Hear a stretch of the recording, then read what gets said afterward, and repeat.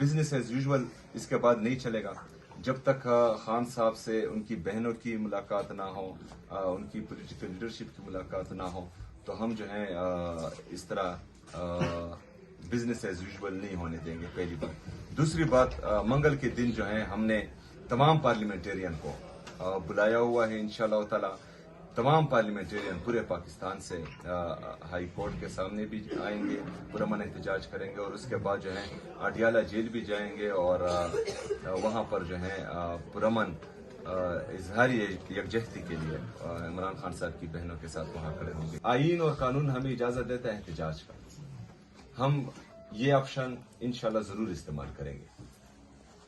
کیوں استعمال کریں گے؟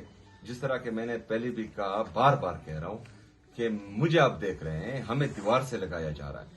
نہ جو ہے یہ صوبائی اسمبلی خیبر پختونخوا کو مانتے ہیں، نہ صوبائی حکومت خیبر پختونخوا کو مانتے ہیں، نہ یہ چیف جسٹس جو ہے ہمیں رسپانس دے رہا ہے، نہ چیف جسٹس اسلام آباد ہائی کورٹ بھی، چیف جسٹس سپریم کورٹ بھی، نہ قومی اسمبلی کی قراردادیں یہ مان رہے ہیں، نہ جو ہے صوبائی حکومت کی طرف سے ہم وفاق کو، صوبائی حکومت پنجاب کو لیٹرز لکھے، ان کا جواب بھی نہیں آ رہا، تو پھر جو ہے ہمارے پاس آپشن کون سا بچتا ہے؟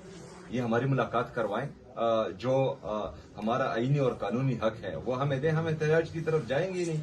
لیکن جب انصاف نہیں ہوگا، پاکستان میں آئین اور قانون کی بالادستی نہیں ہوگی، رول آف لا ہی نہیں ہوگا، تو پھر ہم جائیں گے کہاں؟ ہم اسی طرف جائیں گے۔ عمران خان صاحب سے ملاقات نہیں ہوئی، ان سے ملاقات ہوگی تو ان کے بارے میں بتایا جائے گا، اور میرا کسی سے کوئی رابطہ نہیں ہے۔